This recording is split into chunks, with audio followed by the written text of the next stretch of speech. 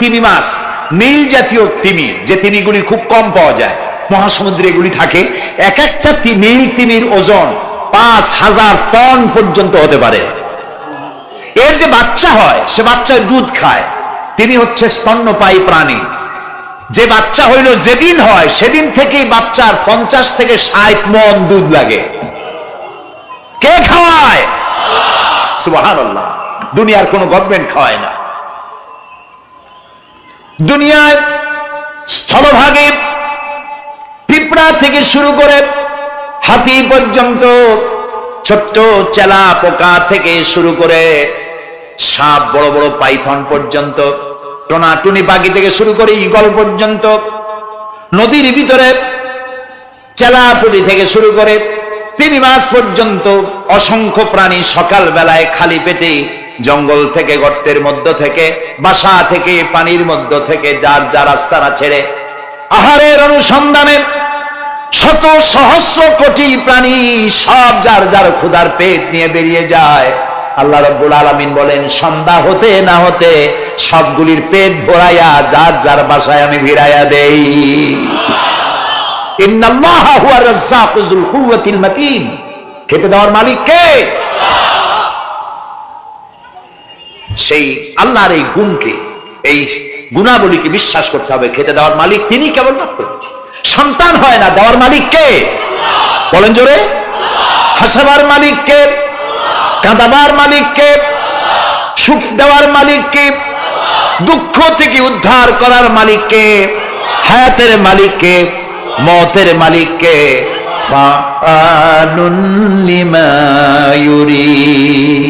যা খুশি তাই তিনি করতে পারেন। সুবহানাল্লাহ বলেন। কোন? কাফ আর নুন, দুটি অক্ষর, যখন যা ইচ্ছে করে হয়ে যায়। আল্লাহর এই গুণকে বিশ্বাস করলে মানুষ শিরক থেকে বাঁচতে পারবে। মাজার মুখী হবে না মুসলমান, মসজিদ মুখী হবে তখন। আজ আমার মুসলমান একদিকে নামাজও পড়ে আর একদিকে মাজারের কাছে গিয়ে দুর্বল হয়ে যায়। আছে না? আছে কিনা? মাজারগুলির কাছে গিয়ে সাহায্য কামনা করে। আমার নিজের চোখে দেখেছি মাজারে গিয়ে কিভাবে সেজদা দেয় কবরকে। বলেন নাউযুবিল্লাহ।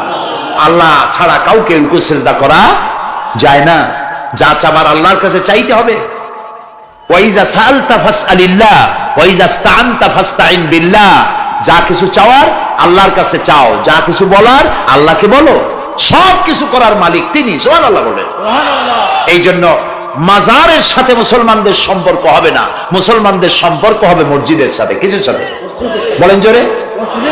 আপনি কোন অসুবিধায় পড়েছেন, মাজলুম হয়েছেন, অত্যাচারিত হয়েছেন, চাকরির সমস্যা হয়েছে, ঘরে খাবার নাই, অসুখ বিসুখ হয়েছে, নানান ধরনের সমস্যায় পড়েছেন, কোন মাজার নয়, কোন পীর নয়, মসজিদের ভিতরে চলে যান, উযু করে মসজিদে ঢুকে 2 রাকাত কাজায়ে হাজাতের নামাজ পড়েন। রাসূলুল্লাহর উপরে যখনই বিপদ হতো তিনি নামাজে দাঁড়ায় যেতে। সুবহানাল্লাহ বলো। আপনি কেন যাবেন একটা কবরের কাছে? আপনার সাহায্য কামনার জন্য কোনো পীর নয়, আপনার সাহায্যের জন্য কোনো কবর নয়। সাহায্য পাওয়ার জন্য কে?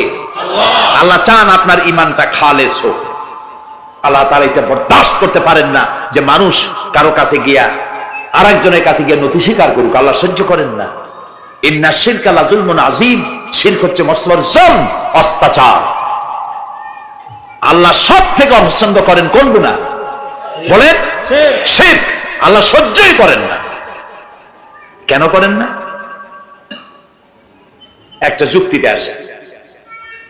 যারা বিবাহ করেছেন তাদের স্ত্রী যদি স্বামীর সাথে যে ধরনের হাসি খুশি প্রেমের আদান প্রদান করে, স্বামী ছাড়া যদি আরেকজন পুরুষের সাথে এরকমের ভাব বিনিময় করে, ফোনে কথা বলে, প্রেম করে, খুব সুন্দর করে ভালোবাসা দিয়ে যদি চিঠি লেখে অন্য পুরুষের কাছে অথবা প্রেম নিবেদন করে, তাহলে স্বামীদের অবস্থা কেমন হবে বলেন? এইটার জবাব দিতেও যদি দেরি হয় তো খুবই কুলক্ষণ। হ্যাঁ, ভয়ানক হবে, ভয়ানক হয়ে যাবে। নিজের চরিত্র যতই যা হোক, বউর চরিত্র ভালো চাই। আচ্ছা বলেন তো, স্ত্রী আপনার সঙ্গে যেভাবে প্রেমের হাসি হাসে, প্রেম নিবেদন করে, ওই রকম আরেকটা পুরুষের কাছে সাথে করলে আপনার সহ্য হয় না কেন? আপনি স্ত্রীর উপরে আপনার অধিকারটা কতখানি, কি জন্য? আপনার স্ত্রীর যে হাসি, যে মিষ্টি হাসি, যা আপনার প্রাণ কেড়ে নেয়, ওই হাসিতে আপনার কোনো অবদান আছে? বলেন। তার যে টানা টানা চোখ, সুন্দর ভ্রু, মাথায় অনেক লম্বা চুল, শরীরটা সুন্দর, যৌবন, রূপ, এর ভিতরে আপনার কোনো অবদান আছে? হ্যাঁ, আছে, একটু তো আছেই। আপনি যে মুখ দিয়ে বউটা হাসে, সেই ঠোঁটে একটু লিপস্টিক লাগাইছেন। যে চোখের জন্য আপনি পাগল, সেই চোখে একটু কাজল লাগাইছেন। শরীরটাকে পেঁচাবার জন্য সুন্দর একটা শাড়ি কিনে দিয়েছেন। একটা শাড়ি দিয়ে, একটু লিপস্টিক কিনে দিয়ে, চুলের একটা ক্লিপ কিনে দিয়ে, একটা ভালো শাড়ি কিনে দিয়া স্ত্রীর উপরে যদি এত অধিকার আছে যে কোনদিন মৃত্যু পর্যন্ত কোন প্রেমের হাসি, ভালোবাসার আদান প্রদান আপনি ছাড়া আর কারো সাথে করতে পারবে না, এইটা যদি আপনার অধিকার এভাবে প্রতিষ্ঠিত হয়, তাহলে এই হাসি যিনি দিলেন, এই দাঁত, এই সুন্দর চোখ, এই রূপ, এই যৌবন যা আল্লাহ তাআলা দিলেন, তার সামনে কোনো পীর অথবা কবরের সামনে যদি হাত পাতে আল্লাহ বরদাস্ত করেন না। কথা কি বুঝে আসছে? কথা বুঝে আসছে? আলহামদুলিল্লাহ বলে। আলহামদুলিল্লাহ। বুঝলেই আমাদের কষ্ট সার্থক। আলহামদুলিল্লাহ বলুন। আমরা যেন আল্লাহরে চিনতে পারি, বুঝতে পারি। আমার বিশ্বাস করুন, কোরআন আমার সামনে, আল্লাহর কসম, কোন জীবিত পীর, কোন মৃত্যু পীর আমার ভাগ্যের ভালো বা মন্দ করার কোন অধিকার রাখে না, রাখে না, রাখে না।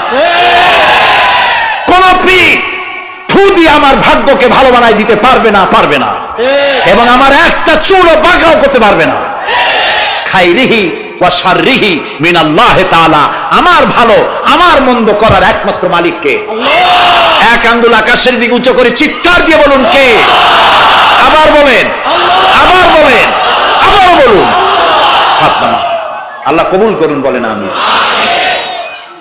আমার এই বক্তব্য দিয়ে আমি কোন পীরকে অমর্যাদা করছি না। পীর সাহেবদের কাছে পীর কোন শরীয়তের শব্দ নয়। কোরআন এবং হাদিসে কোথাও পীর বলে কোন শব্দ নাই। এটি ফার্সি শব্দ। এই শব্দের অর্থ হলো বৃদ্ধ। তো পীর যদি বৃদ্ধ হয় ভালো কথা, তিনি যদি আলেম হন আরো ভালো কথা। কিন্তু বাপ পীর ছিল, উনিও সেই সুবাদে পীর। ইলেম নাই, তোনার নিজের কাছেই তো টস নাই। আপনাকে অন্ধকারে উনিও ম্যানহোলের মধ্যে পড়বে, আপনারে নিয়ে পড়বে। আলেম হইতে হবে। পীর যদি হয় আলেম হইতে হবে, এক নম্বর কথা। দুই নম্বর কথা হলো তিনি ব্যবসায়ী হবেন না। ধর্মের নামে তিনি ব্যবসা করবেন না। তিনি মানুষকে হেদায়েতের পথ দেখাবেন। প্রয়োজনে জেলে যাবেন, প্রয়োজনে ফাঁসির মঞ্চে দাঁড়াবেন। তিনি নিজেকেই ইসলামের সব আমি করি, আর ইসলাম কারো কাছে নাই। যারা ইসলাম করলো 70-80 বছর ধরে, রাজনীতির পথ দেখালো, তারা ইসলামের দল না, ওনারটা ইসলামের দল। এই ধরনের ফাজলামি বক্তব্য থেকে বিরত থাকতে হবে। এই ধরনের বেয়াদবিপূর্ণ বক্তব্য থেকে বিরত থাকতে হবে। আমার দোকানে খাঁটি ঘি পাওয়া যায়, আর কারো দোকানে খাঁটি ঘি পাওয়া যায় না। ইসলাম নিয়ে এই ধরনের মনোপলি বিজনেস করতে দেওয়া হবে না। প্রিয় ভাই সব, আমরা পীর সাহেবদের চিনি। পীর ছিলেন শাহজালাল রহমতুল্লাহ আলাইহি। সুবহানাল্লাহ। যুদ্ধ করা লাগে না, আজান দিয়েছেন, মূর্তির মাথা ভাঙ্গা চুরচুর হয়ে পড়ে গিয়েছে। গৌর গোবিন্দ পলায়া কুল পায় নাই। লোকেরা যায় তার মাজারে গিয়ে গজাল মাছ জিয়ারত করে আসে, কিন্তু তরবারিটা দেখে আসে না। দোধারি তরবারি এখনো আছে। সুবহানাল্লাহ বলেন। পীর ছিলেন হযরতে বাহাউদ্দিন নকশবন্দি, মুজাদ্দিদ আল ফিসানি রহমতুল্লাহ আলাইহি, বড় পীর আব্দুল কাদের জিলানী রহমতুল্লাহ আলাইহি, খাজা মুঈনুদ্দিন চিশতি রহমতুল্লাহ আলাইহি, শাহজাহান আলী রহমতুল্লাহ আলাইহি। কত ওলিউল্লাহর মাজার দিয়ে আমার দেশ ভরা। আলহামদুলিল্লাহ কর। আলহামদুলিল্লাহ। আরে একদিকে মানুষকে মুরিদ বানায়া মুরিদের টাকা দিয়ে নিজেদের পকেট ভরেন নাই। ওনারা এরকম করতেন না, এইরকম করতেন। আর রাসূলুল্লাহ বলেছেন এই রকমের হাতের মর্যাদা নাই, এই হাতের মর্যাদা। আমি পীর দেখছিলাম, বাইতুল শরীফের পীর হযরত শাহ আব্দুল জব্বার সাহেব, আল্লাহ তাআলা জান্নাতুল ফেরদাউসের মেহমান বানায়। এই বাংলাদেশে শত শত মসজিদ, মাদ্রাসার এতিমখানা তৈরি করে গেছেন। সুবহানাল্লাহ। বৃষ্টির মৌসুমে চট্টগ্রামের বাড়িটা 14 বছর মাদ্রাসায় ওয়াজিদিয়া চট্টগ্রামে 14 বছর বুখারী শরীফ পড়িয়েছেন। কি মানের আলেম, খালি পীর না। মুরিদরা যত টাকা দিত এই টাকা দিয়ে বড় বড় মাদ্রাসা মসজিদ করেছেন। আর বৃষ্টির সময় সাথী সঙ্গে নিয়ে বস্তি এলাকায় যেতেন, পলিথিন দিয়া ছাওয়া, বাচ্চা আর তার স্বামী নিয়ে কাতরায় এক কোনায় বসে আছে, খাবার নাই, চাউল নাই, অসুস্থ, তাদের চাউল দিয়ে আসতেন, তাদের রান্না করার শাকসবজি দিয়ে আসতেন, ওষুধ দিয়ে আসতেন, হাড়ি পাতিল দিয়ে আসতেন। বন্যা হলে, তুফান হলে টাকা উজাড় করে যা মুরিদরা দিত সবগুলি উজাড় করে মানুষের খেদমত করতেন। সুবহানাল্লাহ। কাজী যারা জামায় অনেকগুলো পকেট সমানে নিতে থাকে আর ভরতে থাকে এইভাবে করে, এই ব্যবসায়ীদেরকে পরিত্যাগ করতে হবে। পীর হচ্ছে ওই সমস্ত লোক যারা নাকি ধর্মের নামে ব্যবসা করে না, বরং আল্লাহর দ্বীনকে প্রতিষ্ঠা করার জন্য কথা বলে। প্রিয় ভাই সব, আমাদের জেহেন সাফ করতে হবে, পরিষ্কার করে বুঝতে হবে আমার ভালো আমার মন্দ কে করতে পারে? আল্লাহ। সম্রাট শাহজাহান নাম শুনেছেন? কোথার বাদশা বলেন? দিল্লির সম্রাট। সম্রাট শাহজাহান পৃথিবী জোড়া নাম তার। কবি বলছেন, শাহনে জাহাं को जिन्हें फख्र से देते थे बाज, वाज कब्र में है सूरह अलहम्दु की मोहताज। যে শাহজাহানকে কর দিয়া ট্যাক্স দিতে পারলে জনগণ নিজেদেরকে গৌরবান্বিত বলে মনে করত, সেই শাহজাহান কবরে শুয়ে আছে, সূরা ফাতিহার মুহতাজ হয়ে আছে। সুবহানাল্লাহ। যদি কেউ আমার কবরের কাছ থেকে হাঁটে যাইতো আর একটু সূরা ইখলাস পড়ে সবরেসানি করতো, আমি কিছু পাইতাম। আহারে, এই এতিম ফকির হয়ে শুয়ে আছে। এক ফকির দিল্লি ঘুরতেছে, একজন বলছে, ভাই তোমারে তো খয়রাত করে দেখতেছি আমি সেই ছোটবেলা থেকে, খালি তুমি খয়রাত করো। একটা জিনিস আপনারা মনে রাখবেন, গরিব, আজকে যারা গরিব পরিশ্রমের মধ্য দিয়ে কালকে তারা ধনী হতে পারে, কিন্তু যারা ভিক্ষুক, যারা ভিক্ষা করে, জিন্দেগিতে কোনোদিন তারা বড় হতে পারবে না। ভিক্ষা করা যাদের অভ্যাস, জীবনেও বাড়ি করতে পারবে না, জীবনেও ধনী হইতে পারবে না, কিন্তু গরিব ধনী হইতে পারবে। কারণ হলো আল্লাহর কাছে দুইটা বৈধ জিনিস অত্যন্ত ঘৃণিত। কয়টা? একটা হলো তালাক, আর একটা হলো ভিক্ষাবৃত্তি, মানুষের কাছে চাওয়া। আল্লাহ পছন্দ করেন না। তো ভিক্ষুক ঘুরতেছে, একটা লোক বলল, মিয়া তোমার তো সারা জীবনই খরচ করতে দেখি। খরচ করবো না, করবো কি? যার কাছে যাই সে দেয় 4 আনা 2 আনা 1 টাকা, এর বেশি তো দেয় না। তেদি আমি কেমনে বড় লোক হবো? কয়েছে তুমি বাদশার চোখে দেখো না, বাদশার চোখে দেখো না। বাদশার কাছে কি আমার মতো লোক যাইতে পারে নাকি? কন্যা যাইতে হবে, যাও। বাদশাহ একবার যাবা, এমন দেওয়া দেবে জীবনে আর তোমার খরচ করা লাগবে না। পাতি শিয়ালের পিছনে ঘুরে তো লাভ নাই। পাতি শিয়ালে খায় মুরগি, তোমার একটা ঠ্যাং দেবে, দাঁতের খেলালের কাজ হবে না। বাঘের পিছনে ঘোরো, বাঘে খায় গরু আর হরিণ, একটা রান দিলে তুমি 1 সপ্তাহ খাইতে পারবে। কাজে ঘুরতে গিয়েও বোঝা উচিত কার সাথে ঘুরি। তো বলছে বাদশার কাছে যাও, তো বাদশারে পাবো কই? কই তো দেখলাম কেবল মসজিদে ঢুকলো। তারপরে ফকির গিয়ে দাঁড়ায় আছে বারান্দায়, দেখে যে উনি বাদশা ভেতরে বসে হাত তুলে আছে ভাবে, আর চোখ দিয়ে পানি পড়ে দাড়ি ভিজে ভিজে পড়তেছে। নামাজ শেষ করে, মোনাজাত শেষ করে বাদশা বেরিয়েছেন। কোন বাদশা? শাহজাহান। বাইরে আসার পর ফকির বলল, আসসালামু আলাইকুম, বলে আর ফকির রওনা করছে। বাদশা বলে, দাঁড়াও, তুমি যে রওনা করলা, তোমার তো ভিক্ষুক মনে হয়, আর লোকেরা যারা ভিক্ষুক না তারাও তো আমার কাছে চায়, আর তুমি তো ভিক্ষুক, চাইলে না কেন কিছু? ভিক্ষুক বলে, জাহাপানা, আমি কিছু চাইতে এসেছিলাম আপনার কাছে, কিন্তু আপনার করুণ অবস্থা দেখে আমার জ্ঞানের চোখ খুলে গিয়েছে। আমি দেখতে পেলাম আমি যার কাছে চাইতে এসেছি, আমি তো কান্দি না, হাতও পাতি নাই। যার কাছে চাইতে আসতাম দিল্লির সম্রাট, আবার কোন সম্রাটের কাছে হাত পেতে ভিক্ষুকের মতো কি জানি চায়, আর চোখ দিয়া পানি পড়ে দাড়ি ভিজে ভিজে পড়ছে। আমার জ্ঞানের চোখ খুলে গেছে, দুনিয়ার বাদশার কাছে আর চাইবো না। বাদশা কান্দে যে বাদশার কাছে, তার কাছেই চাইবো। প্রিয় ভাই সব, এই জন্যে জিহেন সাফ করে ফেলুন। দুনিয়ার কোন মানুষের জন্য, মানুষের কাছে নয়, কোন কবরে নয়, কোন কারো কাছে নয়, আল্লাহ তাআলার কাছে আমরা নামাজের মধ্যে ঘোষণা করেছি, ইয়াকা না'বুদু ওয়া ইয়াকা নাস্তাঈন। আল্লাহ তাআলা, তোমার একমাত্র ইবাদত করি, তোমার কাছে সাহায্য চাই। কাজে সাহায্য আল্লাহর কাছে। কার কাছে চাইবো বলে? আল্লাহ আমাদের ঈমান পোক্ত করে দিন। আমরা বলি আমিন, আমরা বলি আমিন। অসুখ বিসুখ হইলে পরে ধৈর্য ধরবেন।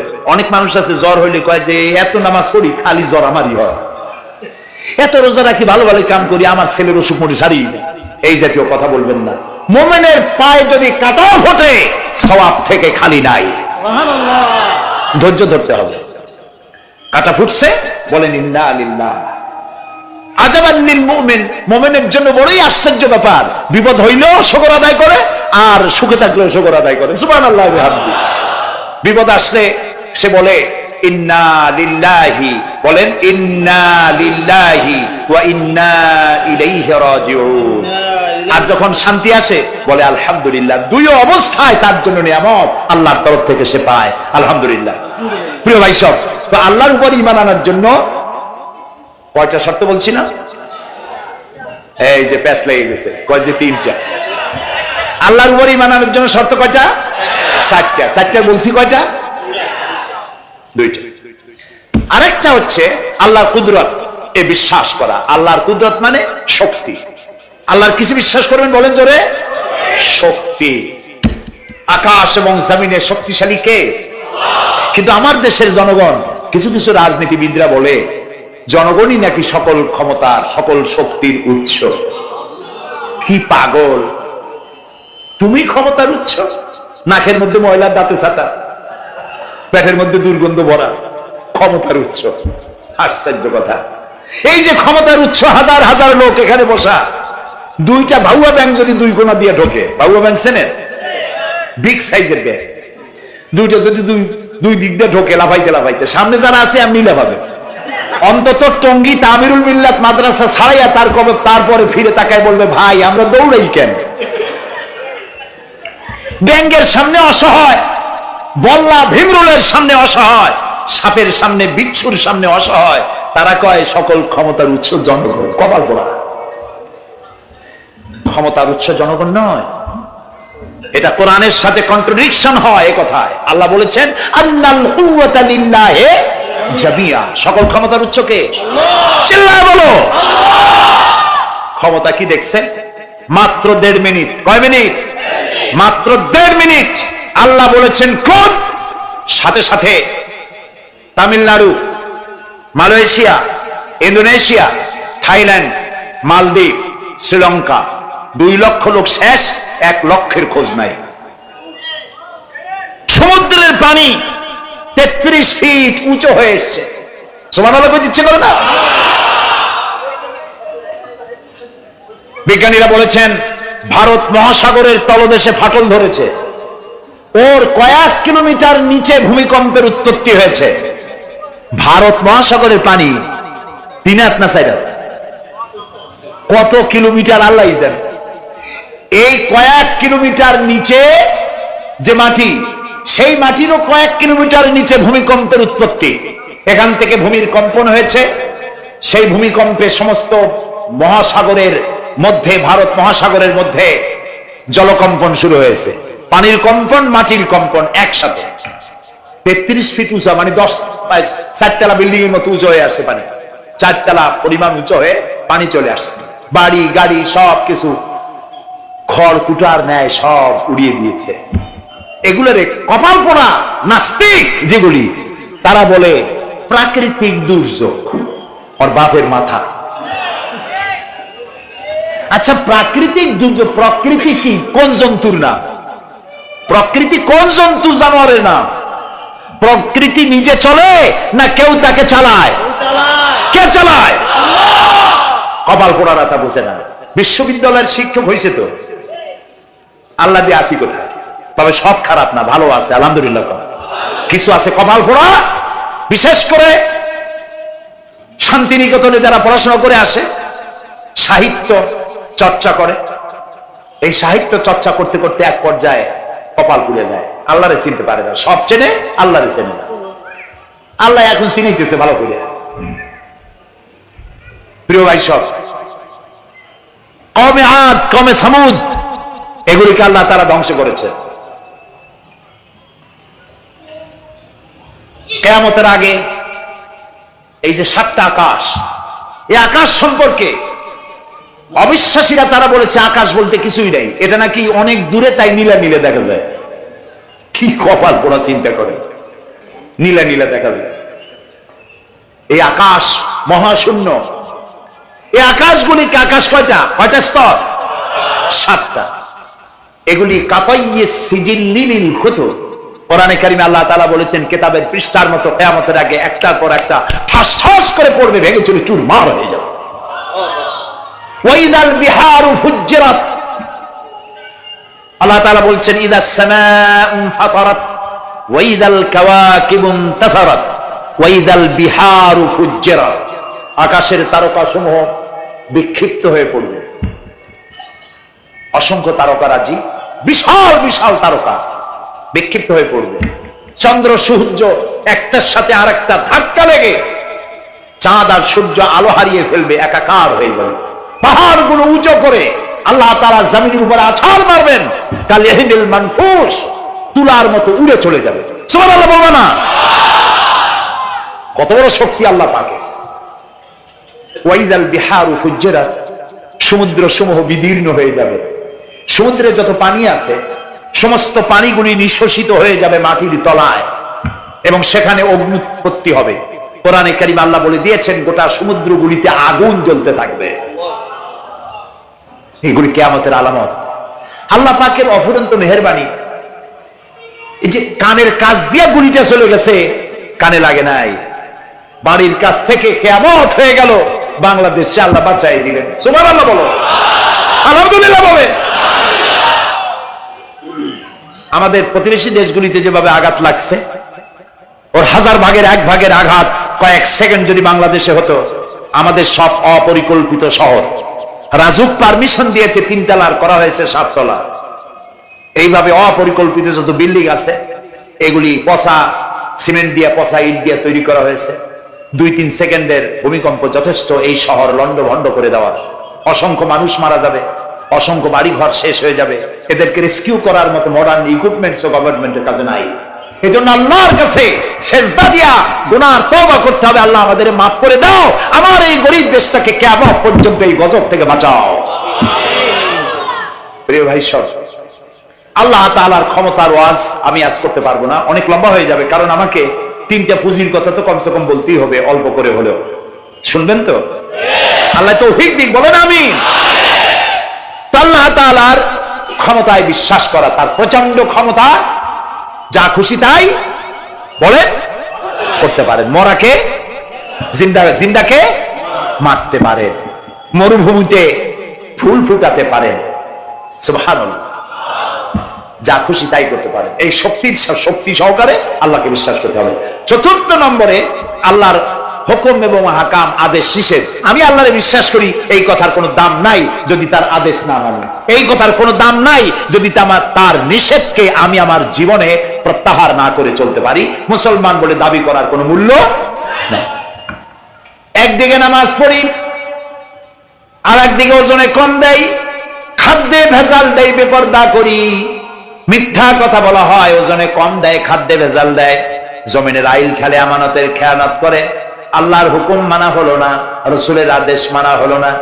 আল্লাহর উপর ঈমান আনার জন্য 4র্থ শর্ত হচ্ছে আল্লাহ যা বলেছেন মাথা নত করে মেনে নিতে হবে, বলতে হবে সামি'না ওয়া আতা'না। বলেন সামি'না ওয়া আতা'না, শুনলাম আর মেনে নিলাম। বলেন তো জোরে, শুনলাম আর মেনে নিলাম। সুবহানাল্লাহ বলেন।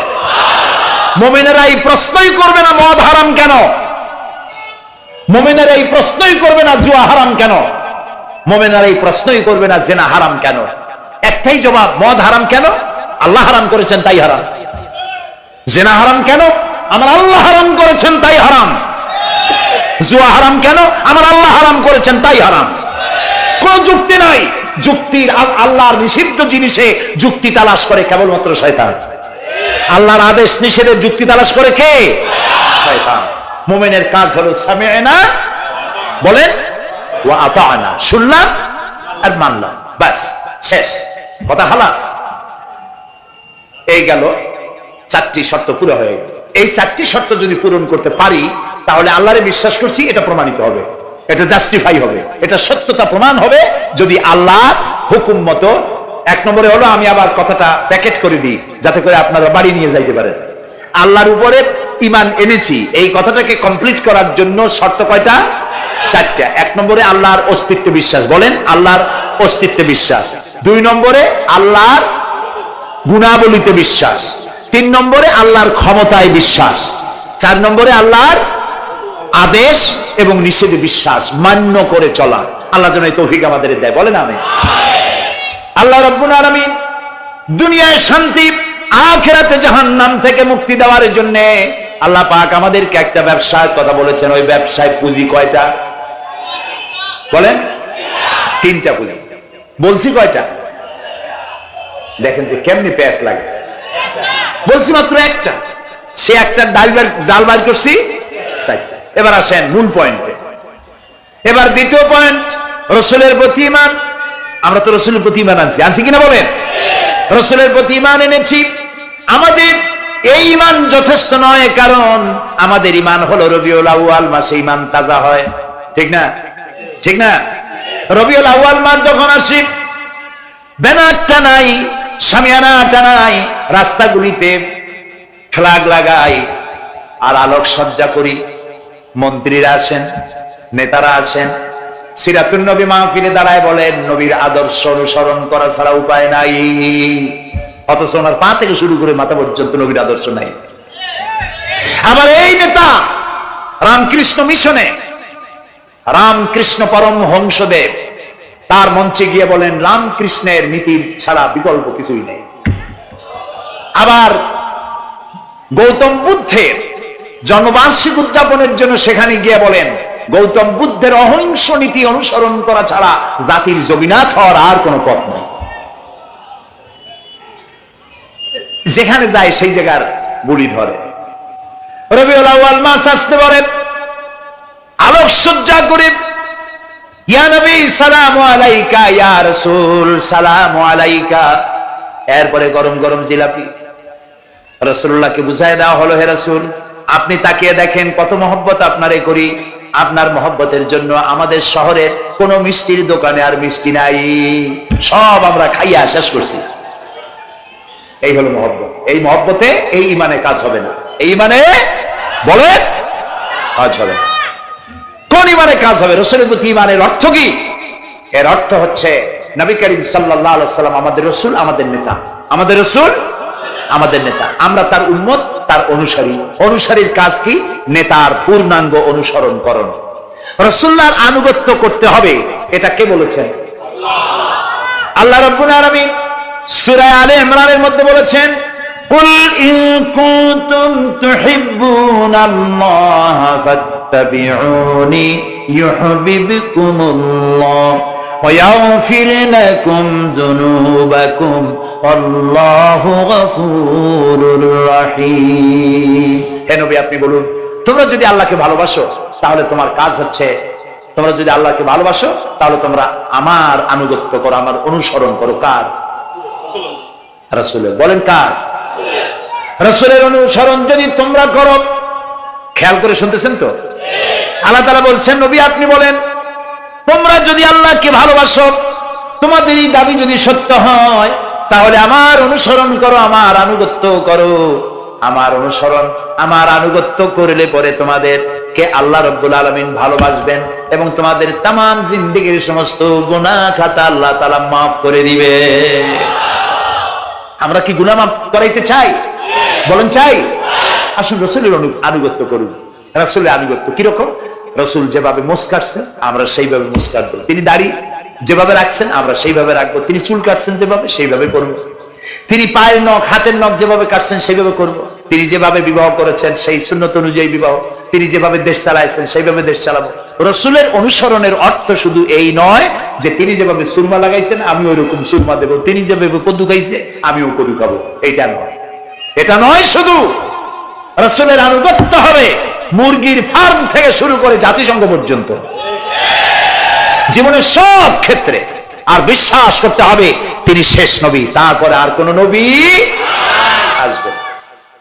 আল্লাহ রাব্বুল আলামিন সূরা আহজাবের মধ্যে বলেছেন মা কানা মুহাম্মাদুন আবা আহাদিম মির রিজালিকুম ওয়ালাকিন রাসূলুল্লাহি ওয়া খাতামান নাবিয়্যিন। মুহাম্মদ সাল্লাল্লাহু আলাইহি ওয়াসাল্লাম তোমাদের কোন পুরুষদের পিতা নন, তিনি আল্লাহর রাসূল এবং তাকে দিয়ে নবুয়তের মিশনকে খতম করে দেওয়া, কমপ্লিট করে দেওয়া হয়েছে। আর কোন নবী, রাসূলুল্লাহ বলেছেন লা নাবিয়্যা বাদি ওয়ালা রাসূল, আমার পরে আর কোন নবী আসবে না, রাসূল আসবে না। কথা বুঝে আসছে? আল্লাহর নবীর পরে আর কোন নবী হবে না। আল্লাহর নবী বলেছেন একটি ইমারত তৈরি করে তার ভিতরে একটা ইট যদি খালি থাকে, একটি ইটের জায়গা যদি শূন্য থাকে, তাহলে সকলের চোখে ধরা পড়বে। ওই ইটখানা দিলে পরে বিল্ডিংটা কমপ্লিট হয়ে যায়। নবুয়তের যে ইমারত আল্লাহ তৈরি করেছিলেন, ওর ভিতরে একটা ইটের অভাব ছিল। আল্লাহ পাক আমাকে দিয়ে সেই শূন্য জায়গা পূরণ করে দিয়ে নবুয়তের মিশনকে কমপ্লিট করে দিয়েছেন। রাসূলুল্লাহ বলেছেন আমার পরে আর কেউ নবী হবে না। পৃথিবীর সব মুসলমানদের আকীদা মুহাম্মদ সাল্লাল্লাহু আলাইহি ওয়াসাল্লামের পরে যদি কেউ নবুয়তের দাবি করে সে কাফির, হাজার বার কাফির। তাকে যারা নবী মানবে তারাও।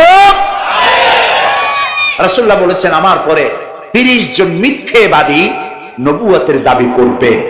তার মধ্যে একজন তো দাবি করছে রাসূলের জীবদ্দশায়, একটা ছিল মেয়ে লোক আর একটা ছিল পুরুষ। পুরুষটার নাম ছিল মুসাইলামা কাযযাব, নামই ছিল কাযযাব। কাযযাব মানে মিথ্যাবাদী। দেখছেন অবস্থা, নামই মিথ্যাবাদী। উম্মতেরা কইল যে আপনি তো একজন নবী, আমরা সৌভাগ্য আর দুর্ভাগ্য হোক আপনারা নবী বলে মানলাম। মুহাম্মদ সাল্লাল্লাহু আলাইহি ওয়াসাল্লামের কাছে ফেরাই জিবরাইল আসে আর ওহী আনে, আর আপনি আমাদের কোনো ওহী দিতে পারলেন না। বলছেন কয় যে কেবল না নবী হইলাম, অপেক্ষা করো, ওহী আসবেন। বেশ কিছুদিন যাওয়ার পর খুব চিন্তা ভাবনা করে কয় যে ওহী একটা আসছে। উম্মতেরা সব দৌড়ে আসছে, কি ওহী? কয় যে এইমাত্র শেষ রাত্রে জিবরাইল আসছিল, আইসা আমারে কয়ে গেল একটা সূরা নাজিল করলো। সূরাটা কি? ইন্না আতাইনাকাল আকাক ফাসাল্লি লিরাব্বিকা ওয়াজআক ইন্না শানিয়াকা হুয়াল আবলাক। উম্মতেরা কয় সর্বনাশ, এই সূরা পড়তে গেলে তো আমরা কাইসা মরে যাব। এর অর্থ তো খুব বিকায়দা। কি কি সূরা নাজিল হলো আপনার উপরে? ইন্না আতাইনাকাল আকাক, মানে আমি তোমাকে হুতুম পেশা দান করেছি, সুতরাং তুমি তোমার প্রভুর উদ্দেশ্যে নামাজ পড়ো আর চিৎকার মারো, কারণ তোমার শত্রুরা সাদা এবং কালো বর্ণের। আমরা তো আগামাথা কিছু বুঝলাম না, কি হই? আচ্ছা ঠিক আছে, পয়গম্বর মুহাম্মদ সাল্লাল্লাহু আলাইহি ওয়াসাল্লামকে তার উম্মতেরা নিয়ে যায় তাদের বাগানে, মাঝে মধ্যে নিয়ে যায়। নিলে পরে যে কুয়ায় পানি থাকে না, শূন্য কুয়া পানিতে ভরে যায়। যে গাছতলা দিয়ে তিনি হেঁটে যান, যে খেজুর গাছে খেজুর নাই, সেই গাছতলা দিয়ে রাসূল হেঁটে গেলেন, গাছে ফল ধরে যায়। আপনি তো এরকম কিছু দেখাইতে পারেন না। তোমরা তো আমার নেও না, চলো না যাই। নিয়ে গেছে, যাই দেখে যে কুয়ার পাড় দিয়ে যায়, যে কুয়ায় পানি থাকে তা থাকে শুকায় যায়। যে গাছতলায় দিয়ে যায় ওই গাছে খোরমা থাকলে সাথে সাথে ঝরে যায়। উম্মতের কয় কি একটা কপাল বড় নবী পাইলাম বাকি। আল্লাহ তারে শেষ করছে দুনিয়া থেকে, জাহান্নামে চলে গেছে। সেই মহিলাটাও গেছে, সেও গেছে। রাসূলুল্লাহ বলেছেন এইরকম 30 জন মিথ্যাবাদী নবুয়তের দাবি করবে কিয়ামতের আগ পর্যন্ত। গোলাম আহমদ কাদিয়ানী, এ হলো ইতিহাসে আমরা যত পাই, তার পর্যন্ত 28 জন হয়েছে। মুহাম্মদ সাল্লাল্লাহু আলাইহি ওয়াসাল্লামের ইন্তেকালের পর ওকে নিয়ে হয়েছে 28 জন। কয়জন হইল? বাকি আছে কয়জন? তাই বলে কিয়ামত যে এই 2 জন হইলি আগামী বছর বা 5-6 বছর মধ্যে কিয়ামত হবে, ওইটা চিন্তা করেন না। এই পৃথিবীতে একটা লোক আল্লাহ শব্দ উচ্চারণ করার যদি থাকে, কিয়ামত সে পর্যন্ত হবে না। সুতরাং বহু দেরি আছে কিয়ামতে। তবে ওর মতো আরো শয়তান 2 জন আসবে। গোলাম আহমদ কাদিয়ানী বলল আমি পয়গম্বর, আমি নবী, আমার উপরে ওহী আসে। তো তার সঙ্গে ওই যুগের বড় আলেম মাওলানা আতাউল্লাহ শাহ বুখারী রাহমাতুল্লাহ আলাইহি, তিনি বললেন আচ্ছা তুমি যে নবুয়তের দাবি করো, এই শক্তি তুমি পাও কই? কয় যে আমার শক্তি তো কোরআন, কোরআনের মধ্যেই আছে আমার কথা। কোথায়? কয় সূরা সফের মধ্যে আছে। ইয়াতি মিন বাদি ইসমুহু আহমদ। ঈসা আলাইহিস সালাম আমার ব্যাপারে ফোরকাস্ট করেছেন, ভবিষ্যৎবাণী দিয়েছেন যে আমার পরে একজন আসবে, তার নাম হবে আহমদ, আমি তো সেই আহমদ। মাওলানা বুখারী বলছেন বেকুব, ঈসা আলাইহিস সালাম যার কথা বলেছেন তার নাম, ঈসা আলাইহিস সালাম যার কথা বলেছেন তার নাম হলো ফকাত আহমদ। আর তোমার নাম হলো গোলাম আহমদ। তাহলে এতে করে বোঝা যায় ঈসা আলাইহিস সালাম যার কথা বলেছেন তুমি সেই আহমদের গোলাম, তো তুমি নবুয়তের দাবি করো কেন? গোলাম আহমদ কয় যে হুজুর আমার নামের আগে গোলাম বৈশা একটু সমস্যা হয়েছে, ঠিক গোলামটারে যদি বাদ দেয় তাহলে তার আপনি আপত্তি করতে পারেন না আমি আহমদ থাকি আর আপনি আমার উম্মত হয়ে যান।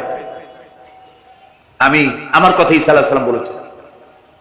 মাওলানা বুখারী বলছেন দেখো তোমার ফতোয়া অনুযায়ী তুমি বলছো নামের প্রথম অংশ বাদ দিয়া শেষের অংশ নিয়ে তোমার উপর ঈমান আনতে, তাহলে আমি আমার নাম আতা আল্লাহ, তোমার ফতোয়া অনুযায়ী আমার নামের প্রথম অংশ বাদ দিলাম, আতা গেছে, থাকছে আল্লাহ।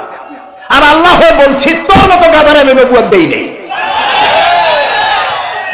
এরপর এই শয়তানের মউত হলো কোথায় বলেন, কোথায়? পায়খানার ভিতরে। এই কাদিয়ানীরা, গোলাম আহমদ কাদিয়ানী কাফের, ওরে যারা নবী বলে মানে তারাও কাফের। প্রিয় ভাই সব, পৃথিবীর 48টি মুসলিম দেশ কাদিয়ানীদেরকে নন মুসলিম মাইনরিটি হিসেবে ঘোষণা দিয়েছে রাষ্ট্রীয়ভাবে। সৌদি গভর্নমেন্ট আইন পাশ করেছে কিয়ামত পর্যন্ত কাদিয়ানীরা মক্কা মদিনায় প্রবেশ করতে পারবে না।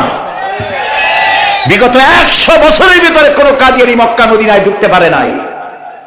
আজকে বাংলাদেশে খতমে নবুয়তের আন্দোলন নতুন কিছু নয়, দীর্ঘদিন থেকে উপমহাদেশে খতমে নবুয়তের আন্দোলন চলছে। এই আন্দোলন চলবে যতদিন পর্যন্ত সরকারের পক্ষ থেকে তাদেরকে নন মুসলিম মাইনরিটি ঘোষণা না করা হচ্ছে, আন্দোলন চলবেই। এদের লাশ রাস্তায় ফেলাই দিবা আর 14 কোটি মুসলমান তাকিয়ে তাকিয়ে দেখবে, তা বিশ্বাস করো না। খতমে নবুয়তের আন্দোলন যারা করেন এই জাতির 14 কোটি মুসলমানের সমর্থন তাদের পেছনে রয়েছে। কাজী তাদের ব্যাপারে উচ্চবাচ্য কথা বলতে গিয়ে ব্যারিস্টার হন, আইনজীবী হন, যেই হন, খতমে নবুয়তের আন্দোলন যারা করে তাদের ব্যাপারে কথা বলতে গিয়ে মুখ সামনে কথা বলবেন। এদেশের মানুষ শহীদ হয়ে যাবে, কাদিয়ানীদেরকে বরদাস্ত করবে না। আমাদের দেশে হিন্দু, থামুন, আমাদের দেশে হিন্দু, খ্রিস্টান, বৌদ্ধ আমাদের দেশের নাগরিক অধিকার ভোগ করে না? আমাদের সমান নাগরিক অধিকার তারা ভোগ করে। কাদিয়ানীরাও হিন্দু খ্রিস্টানদের মতো নন মুসলিম মাইনরিটি হিসেবে এদেশে বসবাস করে নাগরিক সুবিধা ভোগ করবেন, কোনো অসুবিধা নাই। কিন্তু আপনি মুসলমান বলে দাবি করবেন না, শেষ নবী মানবেন না, আমরা এই ব্যাপারে কিয়ামত পর্যন্ত আপোষ করব না। কেবলমাত্র মূর্খ, দালাল, হারামখোর তারা এই কাদিয়ানীদের পক্ষ অবলম্বন করতে পারে, ইমানদারেরা পারে না।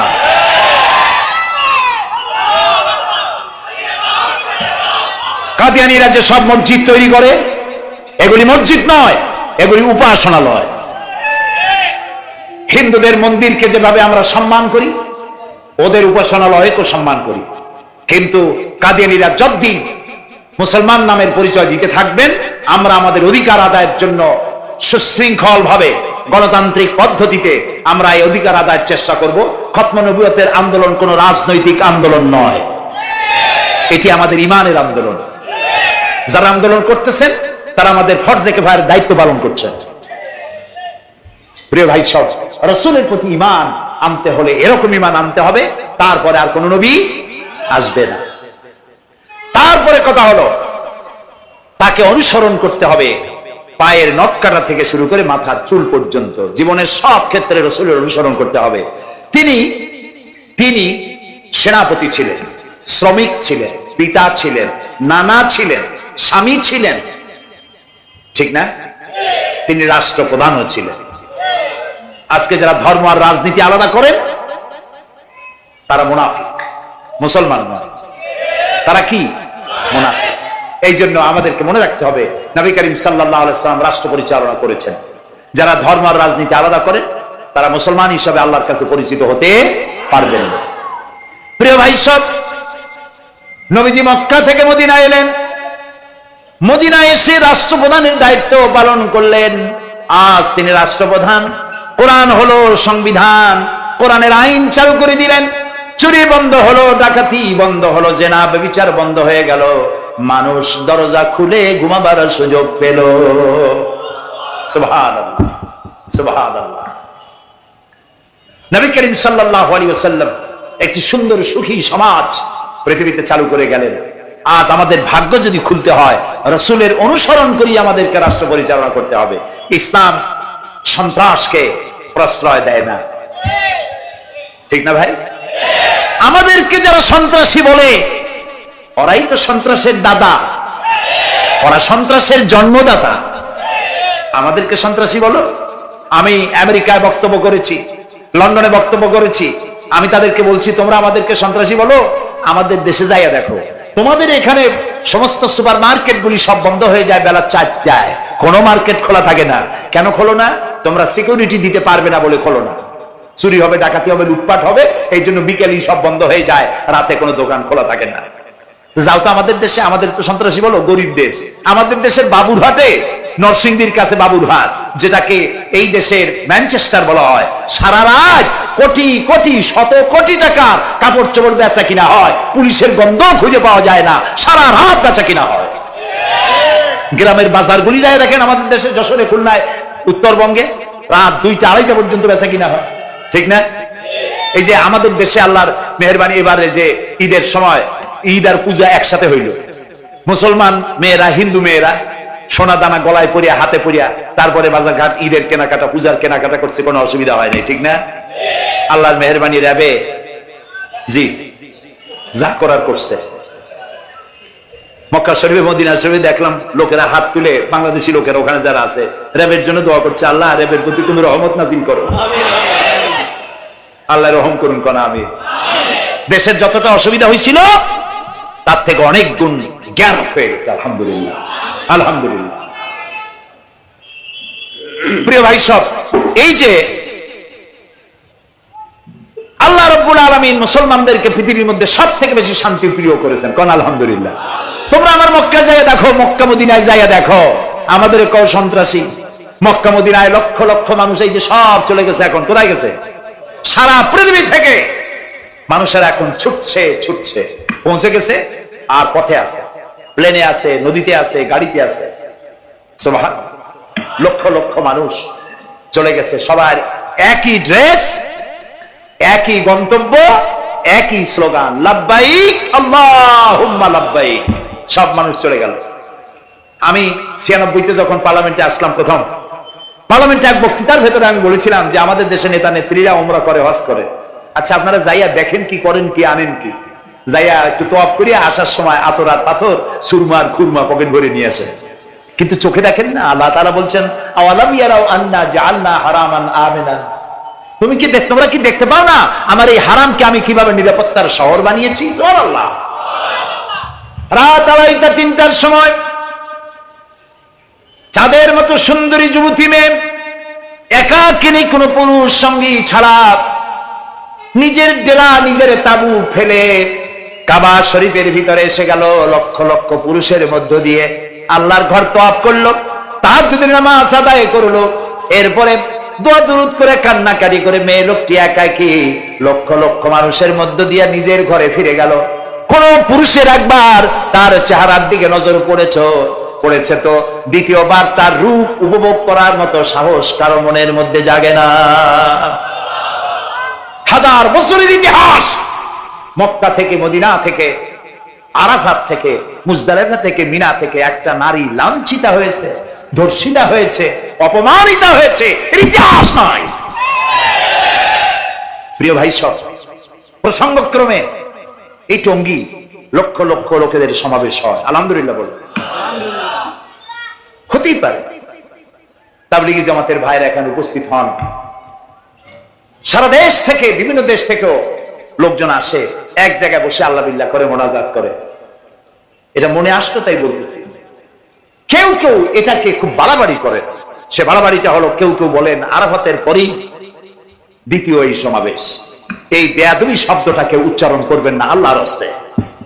কোথায় টঙ্গী, কোথায় আরাফাত, আর কোথায় টঙ্গী? কি এর সাথে আপনি কি মিলান? আপনি বলুন, এখানে লক্ষ লক্ষ লোক হয়েছে, আমরাও দেখতে পাচ্ছি লক্ষ লক্ষ লোক হয়, কিন্তু আপনি কেন দ্বিতীয় সমাবেশ বলেন? কেন আপনি আরাফাতের ময়দানের পরে এই কথা বলেন? মহাগুনা, মহাবেয়াদবি। আরাফাতে যাওয়া ফরজ, টঙ্গিতে আসা নফল নয়। আপনি কিসের সাথে কি তুলনা করেন? জিন্দিগিতে এই চিন্তা করবেন না। কিছু কিছু লোক আছে গ্রামের মধ্যে, অবশ্য কোন আলেম কোন মুরব্বীরা এইসব কথা বলেন না, মূর্খ যারা তারা এই ধরনের কথা ছড়াইছে গ্রামে। 3 বার টঙ্গিতে আসতে পারলে 1 হজের সওয়াব হয়। বলেন নাউজুবিল্লাহ। শুধু 3 বার না, কিয়ামত পর্যন্ত লোকের এখানে আসতে থাকবে, আরাফাতের ময়দানে 1 সেকেন্ডে যে সওয়াব হবে তাও হবে না। আরাফাত হচ্ছে সেই ময়দান যেখানে আদম আলাইহিস সালাম থেকে শুরু করে মুহাম্মদ রাসূলুল্লাহ সাল্লাল্লাহু আলাইহি সাল্লাম পর্যন্ত সব নবীদের চোখের পানি শুকিয়েছে। পৃথিবীর কোটি কোটি মানুষ এখানে কাঁদছে। আর আল্লাহ রাসূল বলছেন, আল হাজ্জুল মাবরুর লাইসা লাহুল জাযাউ ইল্লাল জান্নাহ।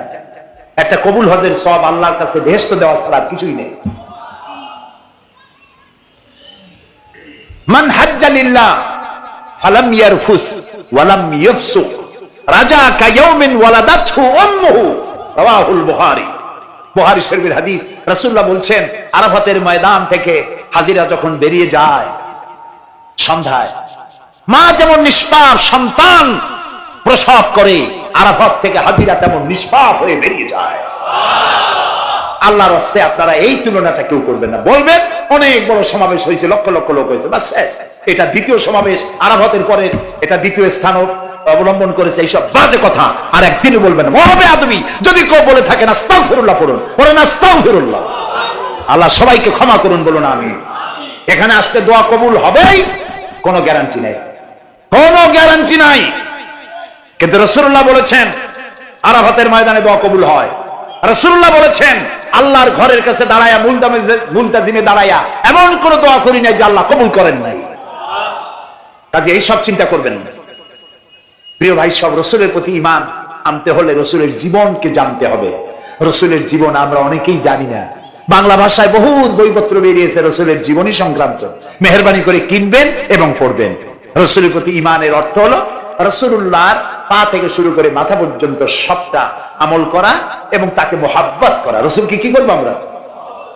কি মুহাম্মদ সি ওয়াফা তूने तू हम तेरे हैं, ये जहां चीज ही क्या लोहो कलम तेरे हैं। মুহাম্মদ সাল্লাল্লাহু আলাইহি ওয়াসাল্লামের সঙ্গে যদি তুমি মহব্বতের কানেকশন জুড়িয়ে দিতে পারো, তার অনুসরণ আর অনুকরণ যদি করতে পারো, আকাশ আর জমিন তো দূরের কথা, লৌহ কলম পর্যন্ত আল্লাহ তোমার জন্য করে দেবে।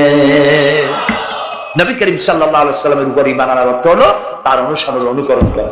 3 নম্বরে ওয়াতুজাহিদুনা ফি সাবিলিল্লাহি বিআমওয়ালিকুম ওয়া আনফুসিকুম। আল্লাহর রাস্তায় লড়াই করো জান দিয়া আর মাল দিয়া। কি দিয়া কোন তো? জান দিয়া আর মাল দিয়ে। আমরা কিন্তু বলি হুজুর আসি আপনার সাথে, আপনার পিছনে আসি, জানটা দিয়ে দেবো। এই মানুষেরা খুব চালাক। আপনি জান দিলে তো মাল থেকে যাবে। আগে দেবেন কি? মাল, পরে দেবেন জান। মাল দিতে হবে, জান দিতে হবে আল্লাহর দ্বীন প্রতিষ্ঠার জন্য। রাসূলুল্লাহ জীবন দিয়ে, সাহাবায়ে কেরাম জীবন দিয়েছেন, রাসূলুল্লাহ রক্ত দিয়েছেন, দান মোবারক শহীদ হয়েছে। আমি দেখেছি ওহদের মাঠে, আমি ওহদে যখন সফর করেছি, আল্লাহ বহুবার নিয়েছেন আলহামদুলিল্লাহ। আমাকে সেখানকার একজন আলেম মদিনা, তিনি আমাকে নিয়ে গেলেন ওহদে বেশ কয়েক বছর আগে। ওহদে গিয়ে দেখলাম, আমাকে দেখালো যে নবী করিম সাল্লাল্লাহু আলাইহি ওয়াসাল্লামের যেখানে দান শহীদ হয়ে গিয়েছিল, দাঁত মোবারক শহীদ হয়েছে, রাসূলুল্লাহ বেহুশ হয়ে পড়ে গেছিলেন। তাকে হযরতে আবু বকর, হযরত ওমর, হযরত ওসমান এই 3 জনে উঁচু করে নিরাপদ জায়গায় নেওয়ার জন্য দৌড়াচ্ছিলেন। পাহাড়ের উপরে যখন উঠতেছিলেন, ওই 3 জন রাসূলকে খাড়ে করে নিয়ে উঠতেছেন। পাহাড় তখন কাঁপতেছিল, পাহাড় কাঁপতেছে, এত বড় কাঁপন উঠেছে পাহাড়ে। পাহাড় সেই এলাকা থেকে কাগজ কাটলে, কেচি দিয়ে কাগজ কাটলে যেমন রেজা রেজা হয়ে যায়, আমার নিজের চোখে আমি দেখলাম। তিনি আমাকে দেখালেন এই সেই এলাকা যেখানে রাসূলকে উঠানো হয়েছিল। পাহাড় আল্লাহর ভয়তে কাঁপতেছিল তরতর করে। সেই উঁচা জায়গা, একটা বিশ্রামের মতো জায়গা পাহাড়ের মধ্যে, সেইখানে তাকে নিয়ে যখন রাসূলকে যখন শোয়ানো হচ্ছিল, পাহাড় কাঁপতেছে। নবী করিম সাল্লাল্লাহু আলাইহি ওয়াসাল্লাম তখন বলছেন, উসবুতি ইয়া জিবাল, উসবুতি ইয়া জিবাল, ইন্নাকা আলাইয়া নবিয়্যান ওয়াস সিদ্দিকিন ওয়াস শাহীদাইন হে পাহাড় উসবুতি ইয়া জিবাল, হে পাহাড় থেমে যা, তোর উপর আল্লাহর নবী, তোর উপরে সিদ্দিক আর দুইজন শহীদ দাঁড়িয়ে আছে, থেমে যা। পাহাড় থেমে গেল। সিদ্দিক হযরত আবু বকর, দুইজন শহীদ তোর উপরে, হযরতে ওমর, হযরতে উসমান রাদিয়াল্লাহু তাআলা আনহুমা। কবে শহীদ হবে রাসূলুল্লাহ আজকে বলতেছেন তোর উপরে দুইজন শহীদ দাঁড়িয়ে আছে। এইভাবে কষ্ট করেছেন নবীজি, ক্ষুধায় কষ্ট করেছেন, যুদ্ধ করেছেন। তবে সেই যুদ্ধ আক্রমণাত্মক ছিল না, ডিফেন্সের ছিল। আক্রমণকে প্রতিহত করার জন্য তিনি লড়েছেন। প্রিয় ভাই সব, এত কষ্ট করার পর তিনি যে দিন কায়েম করে গিয়েছিলেন, আল্লাহ তাআলা বলছেন অতুজাহিদুনা ফি সাবিলিল্লাহি, আল্লাহর রাস্তায় লড়াই করো জান দিয়ে আর মাল দিয়ে আমার দ্বীনকে প্রতিষ্ঠা করার জন্য। যদি তোমরা ইসলাম বুঝে থাকো এরই মধ্যে তোমাদের জন্য কল্যাণ নিহিত রয়েছে। সুবহানাল্লাহ বলুন, এরই মধ্যে কল্যাণ।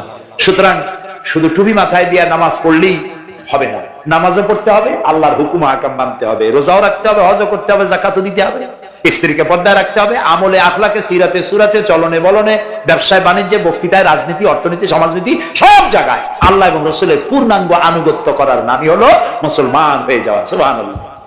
এই মুসলমান হইতে পারবো আমরা? আল্লাহ যেন তৌফিক দেয়, কোন আমিন। সবাই বলেন আমিন। আমি এখন আপনাদের নিয়ে মোনাজাত করবো। মোনাজাতের আদব বসা, দাঁড়ানো ভাইরা একটু বসেন। এই যত মানুষ দাঁড়ায় আছেন মেহেরবানি করে একটু বসেন। আমি কিন্তু একবারও বলিনি আপনারা বসেন। দাঁড়ানো ভাইরা মেহেরবানি করে বসেন, মোনাজাত করবো আপনাদের নিয়ে। প্রায় 2 লক্ষ লোক মারা গেছে ভূমিকম্পে, আর 1 লাখের উপরে নিখোঁজ। তাদের জন্য দোয়া করবেন না? যে আল্লাহ আমাদের বাঁচাই দিলেন তাদের জন্য, তার জন্য দোয়া শুকর আদায় করবেন না? সুতরাং বসেন, বসতে বলছি, দাঁড়াতে বলিনি। মোনাজাতের জন্য সবাই বসেন, আর একটু জোরে সরে জিকির করেন লা ইলাহা লা ইলাহা।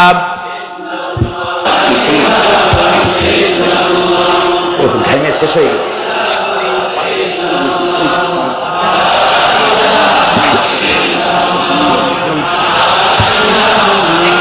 বয়স কত?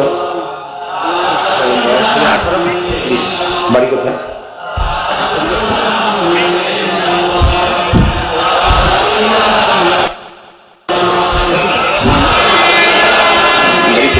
একটু জোরে লা ইলাহা। এভিডেন্স করছো? বসে বলি।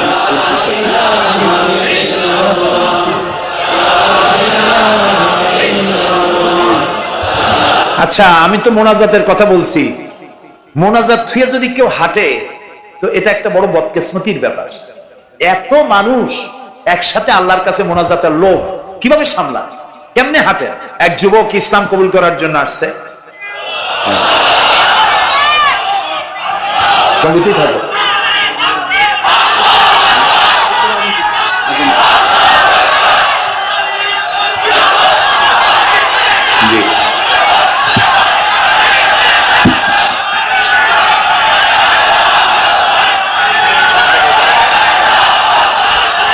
এই ছেলেটি বাড়ি হলো বগুড়ায়, থাকে উত্তরায়। এই ছেলের বাপের নাম শ্রী সুধীর চন্দ্র সরকার, আর তার নাম হলো চঞ্চল কুমার সরকার। বর্তমান নাম পছন্দ করেছে বশির উদ্দিন। লা ইলাহা ইল্লাল্লাহু মুহাম্মাদুর রাসূলুল্লাহ। আল্লাহ ছাড়া কোনো ইলাহ নাই, মাবুদ নাই, উপাস্য নাই। মুহাম্মদ সাল্লাল্লাহু আলাইহি ওয়াসাল্লাম আল্লাহর প্রেরিত রাসূল।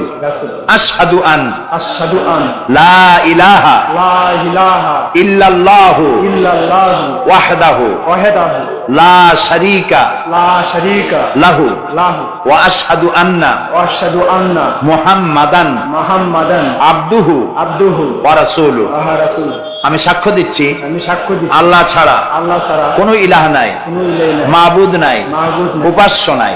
তিনি এক, তিনি একক, তার কোনো অংশীদার নাই।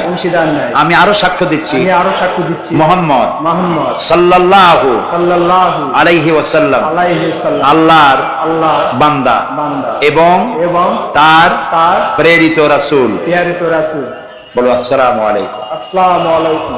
আপনারা জবাব দেন। এই ছেলেটি এখন আমাদের মধ্যে নিষ্পাপ। আমাদের সকলের আমলনামায় পাপ আছে। রাসূলুল্লাহ বলেছেন, যখন একজন মুশরিক ইসলাম কবুল করে, কালেমা পড়ে, বিশ্বাস করে, অর্থ সহকারে উচ্চারণ করে, তার পিছনের সমস্ত গুনাহ খাতাকে আল্লাহ তাআলা মাফ করে দেন। সুতরাং আমরা তার জন্য দোয়া করি, আল্লাহ যেন তাকে খাঁটি মুসলমান বানায় দেন। আমরা সবাই বলি আমিন। প্রিয় ভাই সব, মোনাজাতের পর এশার আজান হবে। আমরা বা জামাত এশার নামাজ পড়ে যাব ইনশাআল্লাহ। বলেন ইনশাআল্লাহ। এত বড় জামাত আমরা কোথাও পাবো না, এবং জীবনে আরেকটা জামাত এরকম পাবো তার কোনো নিশ্চয়তাও নাই, ঠিক না ভাই? নামাজ আমরা আদায় করে যাব 5 ওয়াক্ত। কি বলে, এখানে সারা জীবন 5 ওয়াক্ত নামাজ সঠিকভাবে আদায় করব, আর এশার নামাজ আমরা এখানে জামাতে আদায় করে যাব। আর এই বিশাল মাহফিল তৈরি করতে অনেক খরচ হয়েছে। আপনারা নিশ্চয়ই দেখতে পান এত বড় প্যান্ডেল করতে কত টাকা খরচ হতে পারে, এবং তারা প্রচেষ্টা করেছে।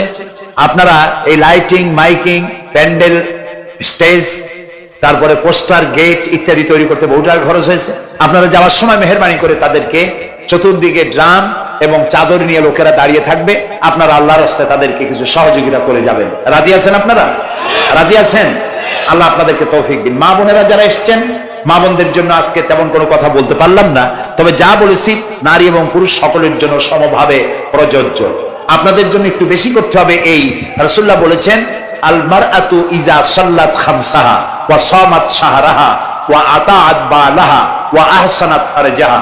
রাসূলুল্লাহ বলেছেন, যে সব মহিলারা 5 ওয়াক্ত নামাজ সঠিকভাবে আদায় করে, রমজান মোবারকের রোজা রাখে, সতীত্বের হেফাজত করে, স্বামীর আনুগত্য করে চলে, কিয়ামতের দিন ওই সব মহিলারা আল্লাহর জান্নাতের যে দরজা দিয়া খুশি সেই দরজা দিয়া জান্নাতে প্রবেশ করতে পারবে। সুতরাং আপনারা এই কথাগুলি মেনে চলুন, আল্লাহ আপনাদেরকে তৌফিক দিন। আমি মোনাজাত করব এখনই, আপনারা যাওয়ার সময় সকলে সহযোগিতা করে যাবেন। আর নামাজের জন্য একটি বই আছে, চরিত্র গঠনে নামাজের অবদান। আমরা যে নামাজ পড়ি অনেক সময় নামাজ হয় না। রাসূলুল্লাহ বলেছেন, সাল্লু কামা রাআইতুমুনি উসাল্লি, নামাজ পড়ো সেইভাবে যেভাবে আমাকে নামাজ পড়তে দেখো। জীবনের শ্রেষ্ঠ ইবাদত নামাজ, তাই যদি সঠিক না হলো তাহলে পণ্ডশ্রম হয়ে যাবে। এই জন্য নামাজ কিভাবে মানুষের চরিত্রে অবদান রাখে, আর নামাজটা কেমনে পড়তে হবে, রাসূলুল্লাহ কিভাবে পড়েছিলেন, সেটি আমার এই বইটিতে লেখা আছে। এটি চরিত্র গঠনে নামাজের অবদান। এখানে লাইব্রেরি আসছে, কোথায় আপনারা খুঁজে বের করে সেটা নিয়ে যাবেন। আর একটি হলো সূরা লোকমান। সূরা লোকমানের 2টা রুকুর তাফসীর করেছিলাম আমি চট্টগ্রামে, মাত্র 2 রুকুর তাফসীর। এই 2 রুকুর তাফসীর 5 দিনে শোনার পর 48 জন হিন্দু, বৌদ্ধ, মুসলমান হয়ে গিয়েছিল। যাকাত সম্পর্কে, মা বাপের অধিকার সম্পর্কে হযরতে লোকমান তার সন্তানকে যে নসিহত করেছে, সেই নসিহত 9টা নসিহত ছিল। ওই নসিহতগুলি আল্লাহর এত পছন্দ হয়েছে যে আল্লাহ তাআলা নিজে লোকমানের নসিহত কোরআন শরীফে উঠায় দিয়েছে। সুবহানাল্লাহ। সুতরাং আমার নিজের, আমার সন্তানদের ভালো করার জন্য এই নসিহতগুলি দরকার। এটি নাম যারা ক্যাসেট থেকে উদ্ধার করেছে, নাম হলো তাফসিরে সাঈদী লোকমান, এবং সূরা লোকমান। এ পর্যন্ত 4টা তাফসির বেরিয়েছে তাফসিরে সাঈদী নামে, যেগুলি আমি তাফসির করেছি চট্টগ্রামে। সেগুলি, এসব বই ওখানে পাওয়া যাবে। এই বইগুলি আপনারা লাইব্রেরি থেকে, এখানে মোবাইল লাইব্রেরি এসছে ঢাকা শহর থেকে, সন্ধান করে আপনারা নিয়ে যাবেন। আল্লাহ তাআলা আপনাদেরকে তৌফিক দান করুন। যাওয়ার সময় মাহফিলকে সাহায্য করে যাবেন, আর নামাজে সালাতুল ইশা আদায় করে যাবেন। আল্লাহুম্মা আমিন। ربنا ظلمنا أنفسنا وإن لم تغفر لنا وترحمنا لنكونن من الخاسرين ربنا لا تزغ قلوبنا بعد إذ هديتنا وهب لنا من لدنك رحمة إنك أنت الوهاب। আয় আল্লাহ তাআলা, হাজার হাজার মুসলিম জনতা, পুরুষ এবং নারী, আমরা তোমার দরবারে হাত তুলেছি, গুনার বোঝা মাথায় নিয়ে হাত তুলেছি। দয়া করে আমাদের জিন্দেগীর সমস্ত গুনাহ খাতাকে আল্লাহ মাফ করে দাও। আয় আল্লাহ তাআলা, আমাদের মধ্য থেকে আমাদের মা বাপ যাদের দুনিয়া থেকে বিদায় হয়ে গেল, কবরগুলিকে জান্নাতের টুকরায় পরিণত করে দাও। রব্বিরহামহুমা কামা রব্বায়ানি সগীরা। সবাই পড়েন, রব্বিরহামহুমা কামা রব্বায়ানি সগীরা। আয় আল্লাহ তাআলা, तमाम পৃথিবীতে আজ মুসলমানেরা বড়ই বিপদে আছে। আয় আল্লাহ তাআলা, বিপদগ্রস্ত মুসলমানদেরকে তুমি সাহায্য করো। রব্বুল আলামিন, ইরাকের মাজলুম মুসলমানদের হাতে ইরাকের জমিন উঠায় দাও। আয় আল্লাহ তাআলা, জালিমদেরকে তুমি নষ্ট নাবুদ করে দাও। আল্লাহ তাআলা বাংলাদেশ আমাদের প্রিয় জন্মভূমি, এই দেশের উপরে তোমার খাস রহমত নাজিল করো। আয় আল্লাহ তাআলা, ভূমিকম্পে আশেপাশের দেশগুলির মারাত্মক ক্ষতি হয়ে গেল, আল্লাহ তাআলা তুমি আমাদেরকে দয়া করে বাঁচাই দিয়েছো। কিয়ামত পর্যন্ত আসমান আর জমিনের সব মুসিবত থেকে আমাদের দেশকে তুমি হেফাজত করো। রব্বুল আলামিন, আমাদের স্ত্রী পুত্র পরিজন যাদেরকে তুমি দান করেছো সবগুলিকে দিনদার, ইমানদার, নামাজি মুসলমান বানাইয়া দাও। আয় আল্লাহ তাআলা, এই মাহফিলের আয়োজন যারা করেছেন, কষ্ট করেছেন, পয়সা দিয়েছেন এবং দেবেন, সকলকে আল্লাহ তাআলা ইমানে কামেল সকলকে দিয়ে দাও। আমাদেরকে তোমার মকবুল বান্দাদের মধ্যে শামিল করে নাও। আল্লাহ তাআলা, যারা হজে চলে গেছেন, যারা রাস্তায় আছেন যাওয়ার পথে, আর এবং আরো যারা যাবেন, আল্লাহ তাআলা সকলের যাতায়াত আসান করে দাও, সকলের হজকে কবুল করে নাও। যারা হজ করেন নাই এই মাঠে আজকে যারা উপস্থিত, মন চায় যেতে, আল্লাহ তাআলা তাদেরকে যাওয়ার ব্যবস্থা করে দাও। আল্লাহ তাআলা, মা বোন যারা এসেছেন, মা বোনদের গুনাহ খাতাকে মাফ করে দাও, মা বোনদের অসুখ ব্যাধি মাফ করে দাও, তাদের কেমন আমল করার তৌফিক দাও, যাতে করে কিয়ামতে হযরতে আয়েশা খাদিজার সঙ্গে আসর নসিব হয়ে যায়। আল্লাহ তাআলা, তোমার কাছে আরেকটা দোয়া করি, আমাদের এই বাংলাদেশে যারা বোমা মারে, আমাদের এই বাংলাদেশে যারা গ্রেনেড হামলা করে, আমাদের এই বাংলাদেশে সন্ত্রাসী তৎপরতা চালায়া যারা মানুষ হত্যা করে, তুমি তাদেরকে হেদায়েত করে দাও, তুমি তাদেরকে হেদায়েত করে দাও, তুমি তাদেরকে হেদায়েত করে দাও। আল্লাহ তাআলা, তোমার ইলমে যদি জানা থাকে ওদের নসিবে হেদায়েত নাই, তাহলে হামান, নমরুদ, সাদ্দাত, ফেরাউন এগুলারে যেমনে তুমি ধ্বংস করছো, বাংলাদেশে যারা গ্রেনেড হামলা করে, বোমা হামলা করে, মানুষ খুন করে, ওদেরকে গজব দিয়া, লানত দিয়া বাংলাদেশ থেকে চিরকালের জন্য বিদায় করে দাও। যারা বাংলাদেশে নৈরাজ্য সৃষ্টি করে, আল্লাহ তাদেরকে গজব দিয়া বিদায় করে দাও। হয় তারা হেদায়েত হোক, না হয় শয়তানদের হাত থেকে আমাদের দেশকে আল্লাহ তুমি রক্ষা করো। রব্বুল আলামিন, টঙ্গী বিরাট শ্রমিক এরিয়া, আল্লাহ তাআলা শ্রমিকদের স্বাস্থ্য ভালো রাখো, তাদের সকলকে নামাজ আদায় করার তৌফিক দাও। আল্লাহ তাআলা তাদের অভাব অভিযোগ দূর করে দাও। চারদলীয় ঐক্য জোটের এই সরকারকে ইসলামের পক্ষে থাকার কাজ করার তৌফিক দান করে দাও। যত ওয়াদা নির্বাচনের আগে করেছিল সবগুলি ওয়াদা অক্ষরে অক্ষরে পালন করার তৌফিক দিয়ে দাও।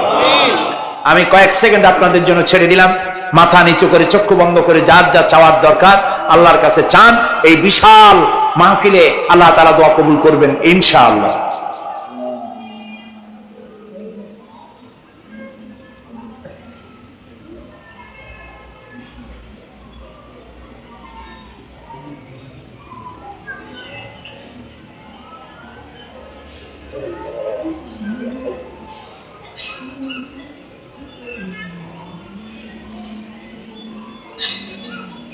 আয় আল্লাহ, তোমার আরশে আজিম থেকে তুমি দয়া করে তোমার রহমতের নজর দিয়ে টঙ্গীর এই মাঠের দিকে তাকাও। আল্লাহ তাআলা, আমরা কোন পীর বুজুর্গ, খাজা বাবা অথবা দুনিয়ার কোন শক্তির কাছে, রাজা বাদশার কাছে হাত তুলি নাই, বিশাল আকাশের মালিকের কাছে হাত তুলেছি, আমাদের রবের কাছে হাত তুলেছি। তুমি বলেছো দুনি আস্তাজিব লাকুম, আমারে ডাকো আমি সাড়া দেব। আল্লাহ তাআলা, আমরা ডাকতেছি, তুমি দয়া করে সাড়া দাও। আমরা ডাকতেছি, আমাদের ডাকের সাড়া দাও বাবু। আমাদের যাদের রোগ ব্যাধি আছে আল্লাহ দয়া করে শেফায়ে আজেলা দাও, শেফায়ে কামেলা দাও। আল্লাহ তোমার কাছে আরেকটা বিনীত দোয়া করি, আল্লাহ তুমি আমাদের জন্মসূত্রে যেসব নিয়ামত আমাদের শরীরে দিয়েছো, নাক, কান, চোখ, হার্ট, কিডনি, চলৎ শক্তি, বলার শক্তি, আল্লাহ মৃত্যুর আগ পর্যন্ত শরীরের এসব নিয়ামতের একটাও চিনায় নিও না বাবু। আল্লাহ তাআলা, তুমি আমাদের প্রতি দয়া করো, মেহেরবান হও। মাহফিলের আয়োজন যারা করেছেন আল্লাহ তাদের এই কষ্টকে তুমি কবুল করে নাও। কিয়ামতের দিন কোরআনের সুপারিশ আমাদের জন্য নসিব করে দাও। রব্বানা তাকাব্বাল মিন্না ইন্নাকা আনতাস সামিউল আলিম ওয়া তুব আলাইনা ইন্নাকা আনতাত তাওয়াবুর রহিম। সুবহানা রাব্বিকা রাব্বিল ইজ্জাতি আম্মা ইয়াসিফুন ওয়া সালামুন আলাল মুরসালিন ওয়ালহামদুলিল্লাহি রাব্বিল আলামিন। ওয়াজআল আখিরা কালামিনা ইনদাল মাউত লা ইলাহা ইল্লাল্লাহু মুহাম্মাদুর রাসূলুল্লাহ।